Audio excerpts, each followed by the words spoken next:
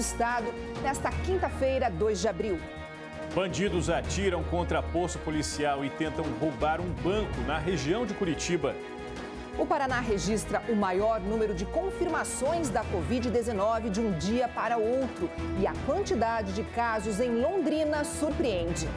Ministro da Saúde fala em mudança na orientação sobre o uso de máscaras. A gente vai colocar tipo uma coisa bem simples. Olha, lave por 20 minutos, seque, tenha 4 ou 5, de uso pessoal, sua, de mais ninguém. Você mesmo lava quando chega em casa, reaproveite, porque agora é lutar com as armas que a gente tem. E para ninguém sair comprando e faltar nos hospitais, a gente vai mostrar como você pode fazer na sua casa a própria máscara. Vamos dar dicas também para ajudar os idosos a não ficarem parados em casa durante essa quarentena. A Receita Federal amplia o prazo para a entrega do Imposto de Renda 2020. Daqui a pouco, todos os detalhes.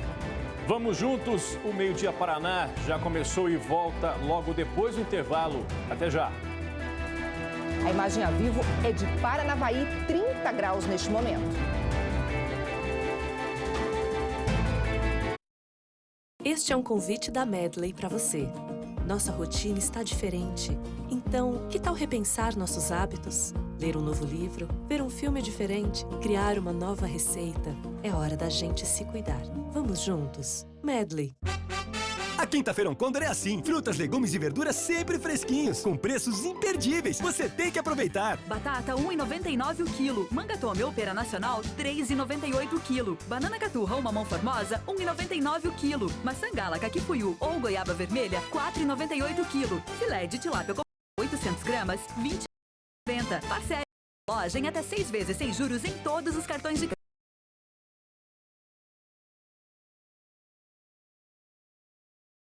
King Delivery. Da grelha para sua casa.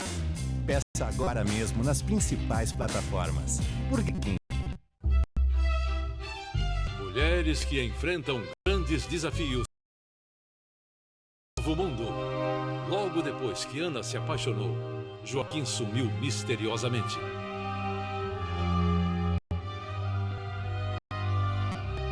Estamos amarrados. Eu te amo, eu te amo. Hoje, vale a pena torcer pela Ana, não vale? Novo Mundo.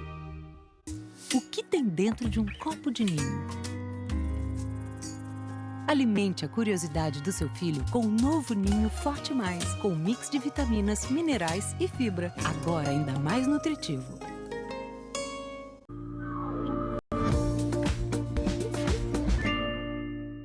Páscoa recheada Jacomar. Ofertas tão doces quanto chocolate. Tomate, banana caturra ou limão Tahiti, R$ 1,99. Açúcar Caiobá extra fino, 5 quilos, R$ 8,98 no clube. Café Alvorada, 500 gramas, R$ 5,95. Venha conhecer o novo Jacomar Fazenda Rio Grande. Uma história da vida selvagem pra gente se emocionar de novo. Serengeti. Uma terra onde os animais vivem dilemas parecidos com os dos humanos. Uma leoa expulsa de casa luta sozinha para sustentar os filhotes. O jovem elefante busca o reconhecimento da mãe. E um babuíno tenta reconquistar sua amada, nem que isso lhe custe a vida. Amanhã, no Globo Repórter.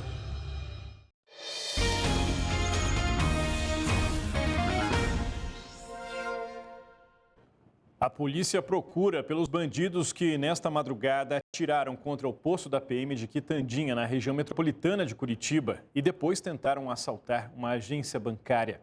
Amanda Menezes. Perto das 2 horas da madrugada, os moradores acordaram com barulho de tiros. Escutei 4 barulhos de tiros, né? Depois uma acelerada de carro e, a princípio, mais 2 ou 3 barulhos iguais. Um barulho imenso. Eu acordei com um barulho bem alto e tinha algumas pessoas que gritavam. Segundo a polícia militar, os bandidos pararam com um carro aqui em frente à unidade da PM e dispararam várias vezes para intimidar os policiais militares. A gente consegue ver nesta viatura que estava estacionada aqui várias marcas de tiros. Por exemplo, aqui no para-choque, a gente vê outra marca aqui na lanterna da viatura e mais duas no para-brisas, que inclusive quebrou. Enquanto os bandidos atiravam aqui, outro grupo em um outro carro estava em frente à agência bancária para arrombar os caixas eletrônicos. Os bandidos quebraram a porta de vidro na entrada do banco e usaram um maçarico para tentar acessar os caixas eletrônicos. Segundo a Polícia Militar, a equipe de segurança da agência percebeu a ação da quadrilha e acionou um dispositivo de fumaça. Os bandidos então fugiram sem levar nada. Pelo menos 8 pessoas participaram da ação e eles estavam com armas longas. Esse veículo Sportage ficou aqui, né, no pelotão, tentando aguentar a equipe aqui, enquanto outros agiam na agência, né? Um veículo na cor preta, né? A agência teve um princípio de incêndio que foi controlado. Essa não é a primeira vez que esse tipo de crime acontece em Quitandinha, na região metropolitana de Curitiba. Há 6 anos, bandidos armados arrombaram caixas de 2 bancos do município e agiram da mesma forma. Atiraram contra o pelotão da Polícia Militar. Ainda dá para ver as marcas de tiros na parede da sede da PM. Eu fiquei bem assustada, o barulho foi imenso, né? Bem assustador, dá bastante medo na população, né? Quem mora próximo, assim, é bem complicado. Retomada a campanha de vacinação contra a gripe em Curitiba. Hoje começa a vacinação para idosos com mais de 80 anos e o repórter Wesley Cunha nos traz os detalhes sobre como é que vai funcionar essa etapa. Wesley, boa tarde. Oi, Soler, boa tarde para você. Quem está acompanhando o Meio Dia Paraná, muito boa tarde também. Soler, a Prefeitura falou para a gente que hoje a procura é grande da vacina contra a gripe aqui na capital. Aí eles fizeram uma contagem, passaram para a gente, em 2 horas foram mais de 3.000 doses aplicadas. Aqui em Curitiba são 2 pontos que estão funcionando naquele esquema drive-thru, ou seja, que a pessoa não precisa descer do veículo para tomar vacina. O profissional de saúde vai até o veículo e faz a aplicação. Um desses pontos é na paróquia Santo Antônio, no bairro Boa Vista. A gente tem imagens. Pela manhã, a fila na Santo Antônio chegava a quase 3 quilômetros. 1h30 de espera, mais ou menos. O outro ponto drive-thru aqui em Curitiba é na Cidade Industrial, na SIC. E lá, pela manhã, o movimento maior ali era de espera mais ou menos de 30 minutos. Agora, a informação que a gente recebeu da própria Prefeitura é que a espera está bem mais tranquila. São outros 19 locais de vacinação, não estão funcionando aí no esquema drive-thru. E aí a espera é bem menor. A gente passou em Santa Felicidade perto das 11 da manhã, na Rua da Cidadania de Santa Felicidade, e as pessoas chegavam e já eram imunizadas. A gente está agora aqui na Oswaldo Cruz, em Curitiba, e a gente vê também agora um senhor ali na fila. Então as pessoas chegam e já vão direto se vacinar. Estou aqui com a Leia, ela que é representante da Prefeitura. Leia, fala pra gente. A gente viu ali então várias pessoas, principalmente ali nos pontos drive-thru buscando a vacina. E a gente sabe que quando a campanha começou, no dia 24, houve uma busca muito grande e por causa dessa busca, aí então acabaram suspendendo a campanha de vacinação. Qual é o risco disso acontecer agora, de novo, Leia? Boa tarde. Olha, nossa expectativa é que não haja falta para este público que nós vamos vacinar nesses 2 dias. Então, aquelas pessoas com 80 anos e mais. Então, o estoque que nós temos hoje para a distribuição, ele contemplaria sim essas pessoas sem que houvesse falta para se vacinar. O que a gente ouve também de pergunta, né? Tem o que fazer nesses pontos drive-thru para agilizar o serviço, para que não haja tanta espera? Tem como ter mais gente ali fazendo aplicação? Olha, as nossas equipes elas estão bem completas, nós temos bastante pessoas vacinando. O problema desses drives é que nós temos a organização dos veículos, né? Então você não consegue abrir muitas frentes de vacinação, porque senão você atrapalha o trânsito. Em alguns locais não é possível passar mais de 2 carros ao mesmo tempo, corre o risco de acidentes. Então, por isso, a forma de organização ela é esta mesmo. Nós temos bastante gente vacinando, mas por uma organização de trânsito tem que ser desta forma com que está organizado hoje. Bom, Léa, a gente viu aqui, conversando com os profissionais que estão fazendo essas aplicações hoje, por exemplo, aqui no Oswaldo Cruz, que algumas pessoas não estão trazendo documento e também pessoas mais jovens, que 80 anos, estão vindo aqui para tentar se vacinar. Vamos fazer o alerta aqui, relembrar a população quem pode tomar vacina entre hoje e amanhã e o que tem que trazer para tomar a vacina. Então, nesses 21 pontos que nós temos, o importante é trazer um documento de identificação, onde a gente possa comprovar a idade da pessoa que vai se vacinar vacinar. E lembrar que nestes 2 dias são aquelas pessoas com 80 anos e mais.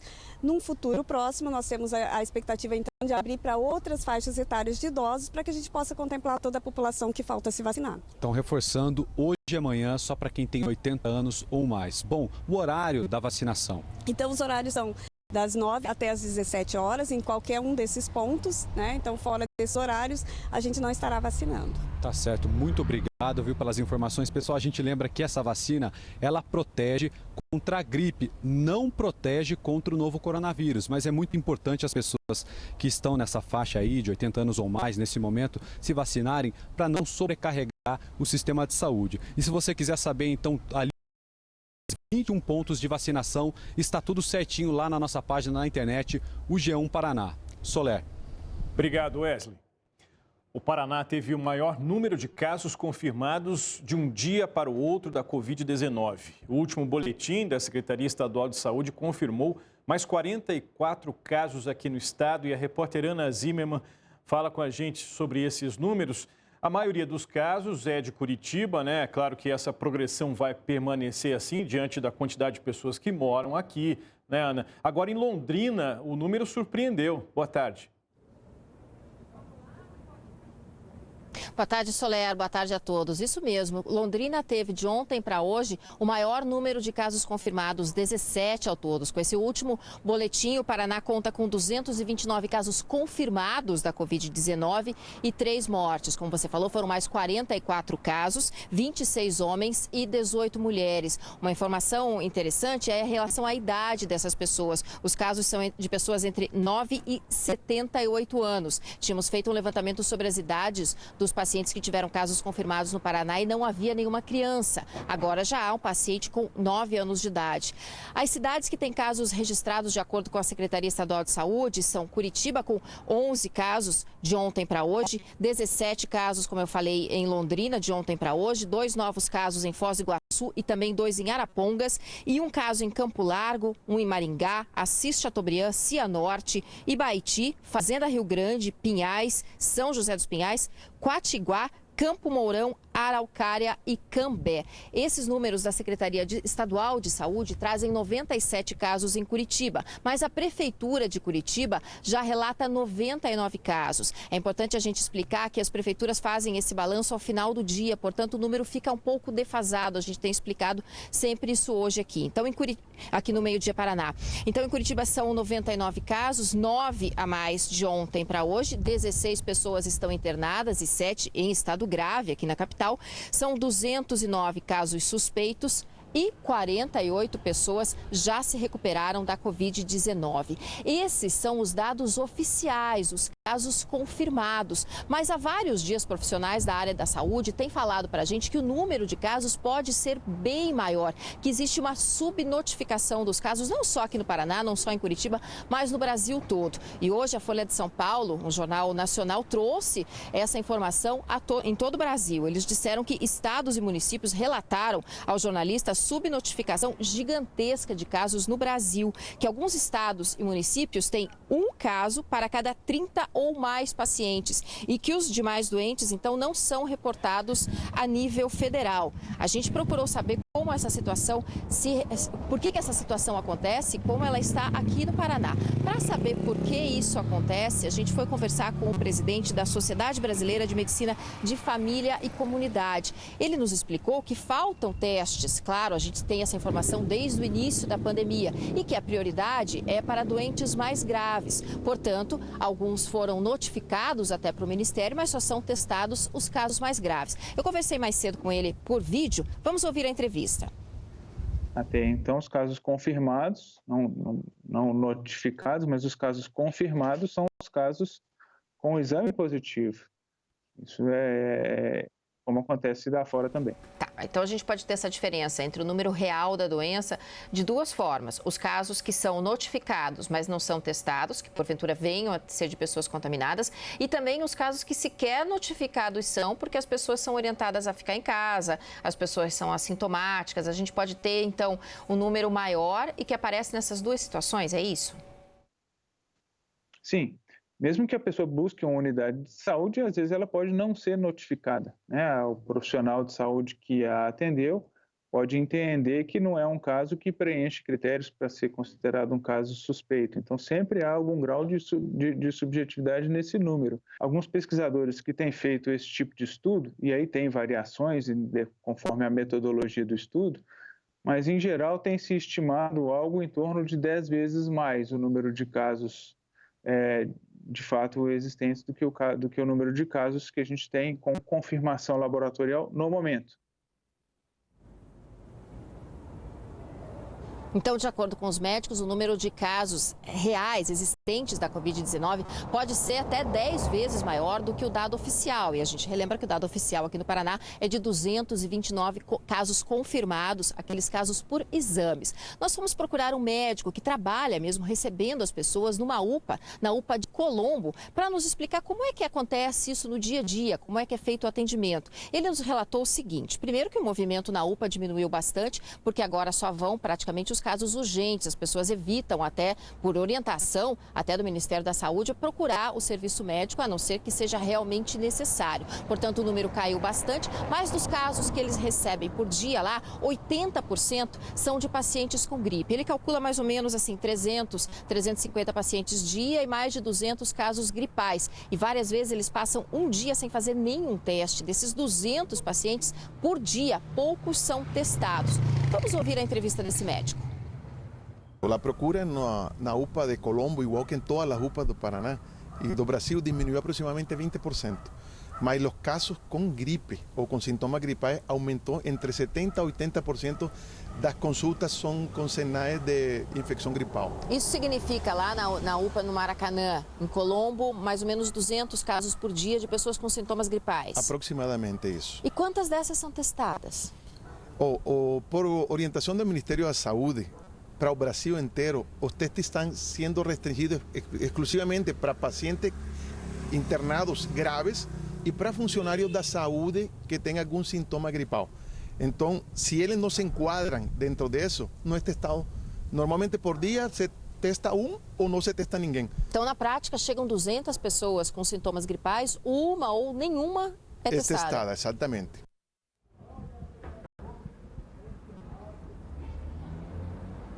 Você percebeu pelo sotaque que o médico não é brasileiro, o médico da UPA de Colombo veio da Colômbia e nos disse que já mora há mais de 20 anos aqui em Curitiba, já está bem habituado aqui à nossa política nacional de saúde. Aliás, sobre essa notificação, o ministro da Saúde, Luiz Henrique Mandetta, também já falou, confirmou que há uma subnotificação dos casos de Covid-19 em todo o Brasil. Vamos recuperar a entrevista que o ministro deu. O número de casos confirmados está muito menor do que o número de casos que está circulando dentro da nossa sociedade. O que aumenta em muito a necessidade da gente ter muito mais cuidado para segurar, porque se não tivéssemos cuidado para segurar, provavelmente hoje já estaríamos em espiral de casos, mesmo fazendo esse isolamento ou essa dinâmica social diminuída, porque não é isolamento que nós fizemos, não é lockdown o que o Brasil fez, não. Nós procuramos o governo do estado e também a prefeitura para nos falar sobre essa subnotificação de casos e até agora não tivemos retorno. Soler. Tá certo, Ana. O que não pode, né, a gente ficar com essa impressão de que as autoridades têm que resolver tudo, de que está sendo feito o planejamento, a estrutura está sendo montada. Quando a gente percebe que cada um de nós tem que fazer a sua parte, o ministro foi muito claro ali, né, da importância de se permanecer dentro das casas o máximo possível, né, Ana? Só, de fato, trabalhadores essenciais. Soler, uma última informação, desculpa interrompê-lo e voltar aqui, importante, é que o ministro anunciou que vão chegar novos testes rápidos ao Brasil. O número de testes pode aumentar em 10 milhões de testes e aí os testes passariam a ser feitos também, não só para os pacientes em casos graves, mas também os casos considerados moderados. O que a gente pode ter daí é um aumento muito grande do número nas estatísticas do Brasil, que não vai significar necessariamente que a epidemia, que a pandemia cresceu, mas sim que o número de casos notificados é que vai crescer. O que aconteceu nos Estados Unidos, que a gente acompanhou nesses últimos dias? Pois é, porque às vezes dá a impressão que a pessoa fica olhando só para número e esquece que números são pessoas, né? E o número, às vezes, mas aqui na minha cidade só tem um caso ou não tem nenhum caso. Na verdade, a gente não tem estrutura suficiente para identificar eventuais casos que estejam aí na população sem nenhuma identificação. Então, o risco continua, né? O risco é grave, é crescente, portanto, cada um fazendo a sua parte, ficando em casa o máximo possível. Obrigado, Ana. Até mais. 78 pessoas estão internadas em Londrina com casos confirmados ou sob investigação a respeito do novo coronavírus. Entre elas, 2 crianças que estão em UTIs. O repórter Eduardo Lhamas fala com a gente e nos conta quantos casos do novo coronavírus de fato estão confirmados em Londrina. Boa tarde. Boa tarde, Soler. Boa tarde a todos. Em Londrina são 26 casos confirmados de coronavírus. 3 dessas pessoas já receberam alta, são considerados então recuperados da doença. 10 pessoas estão se recuperando em casa, né, fazendo o isolamento social, e outras 13 pessoas estão internadas com essa confirmação de coronavírus. 5 delas estão na UTI.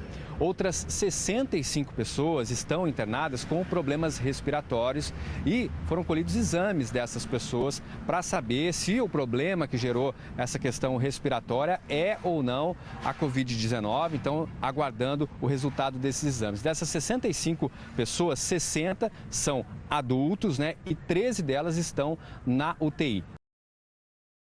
Internadas nos hospitais aqui de Londrina com problemas respiratórios, 2 delas também estão na UTI. E em Londrina também completou uma semana que tendas foram montadas para fazer esse atendimento preferencial, né, a pessoas do coronavírus. Nesse período, foram mais de 1.200 atendimentos feitos nesse ponto específico, que fica ao lado de uma UPA aqui na cidade, um local aberto justamente para evitar, né, qualquer risco maior de contaminação. A maioria das pessoas é consultada e depois é orientada a voltar para casa, mas 18 casos foram considerados pelos médicos mais graves e encaminhados também para o hospital. Aqui em Londrina também tem o Disque Dúvidas em relação ao coronavírus e esse atendimento por telefone, 0800 400 1234 para moradores aqui de Londrina, foi ampliado também. Agora funciona das 7 horas da manhã até as 10 da noite em dias de semana e das 7 da manhã às 5 horas da tarde no sábado e no domingo. Serve mesmo para tirar aquela dúvida, né? Você que começa a sentir algum sintoma, se deve ou não procurar um pronto atendimento, alguém da família está passando por isso. Então, só em 10 dias foram 2.000 ligações para o Disque Denúncias do Coronavírus aqui, tire dúvidas, né, do coronavírus aqui em Londrina. Bom, muitos planos estão sendo adiados, né, muitos eventos adiados por conta do coronavírus e houve mais um adiamento. Essa vez foi a prorrogação para a entrega da declaração do imposto de renda. Então, se você precisa declarar ou já declarou, preste atenção nessa reportagem que a gente vai ver agora que vai tirar essas dúvidas. Prazo final dia 30 de abril, não vale mais.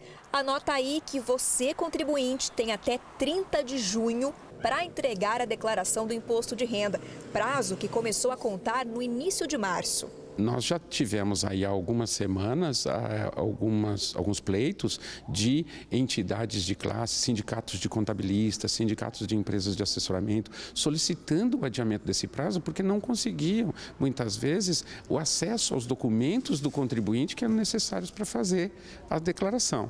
E também, muitas vezes, é necessário até a presença do contribuinte junto ao profissional contratado, ao contador, ao seu assessor, para prestar esclarecimentos, prestar informações. Então, essa dificuldade nesse momento. Mesmo com a prorrogação, ainda não está definido se permanecem as datas de início do pagamento de restituições e do pagamento de quem ficou devendo. O delegado da Receita Federal em Londrina acredita que esses prazos vão mudar. Porque não se faz possível vencer um imposto antes de se apurar. Aqui no Paraná, até agora, foram entregues 550 mil declarações de imposto de renda, o que dá aproximadamente 27% do total esperado.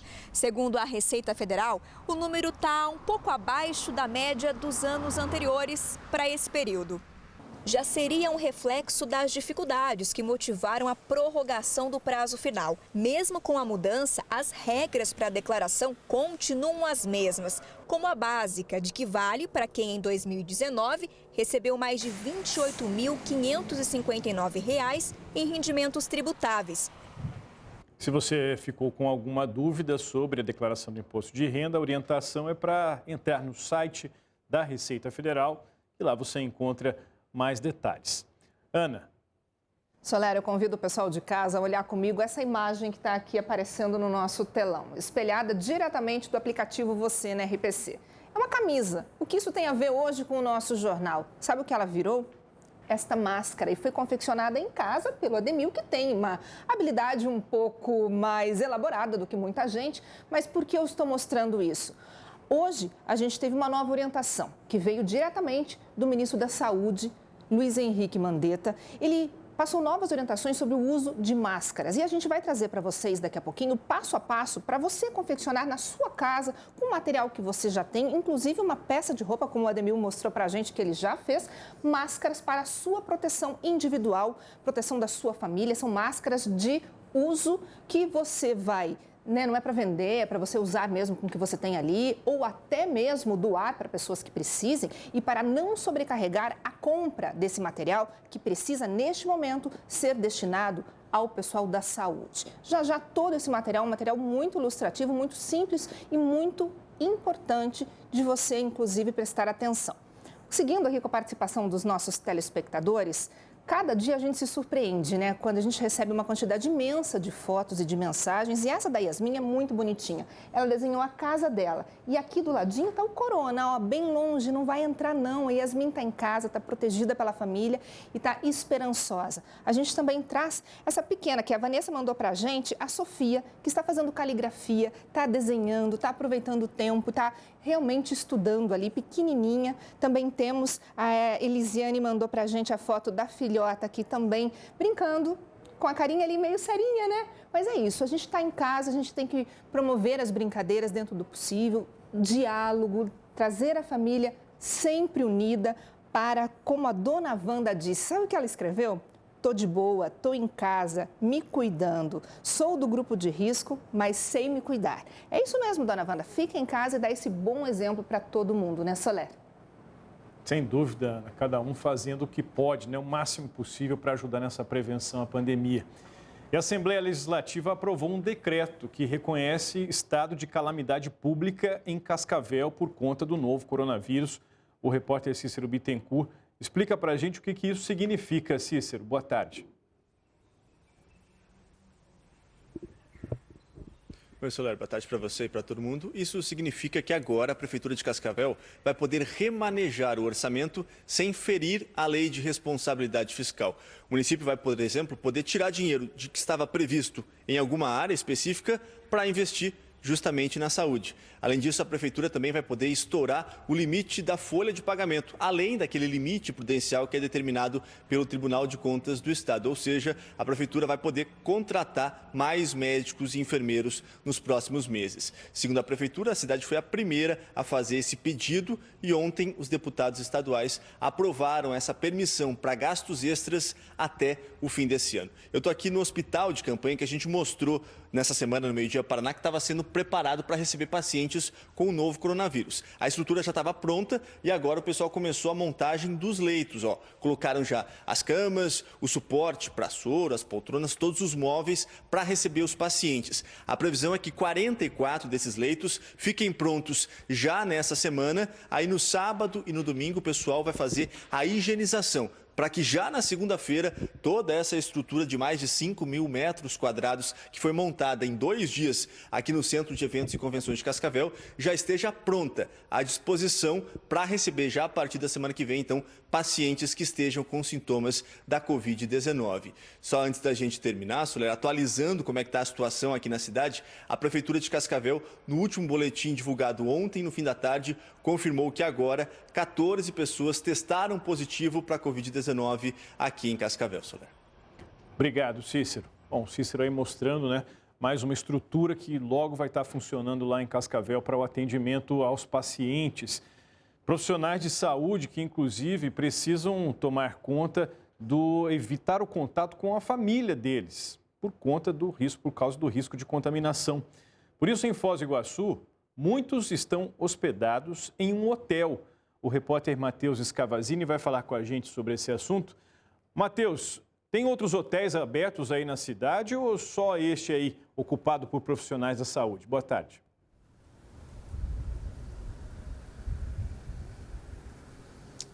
Solé, por determinação da Prefeitura, os hotéis estão fechados para receber clientes desde o dia 23 de março. Boa tarde para você, boa tarde para todo mundo.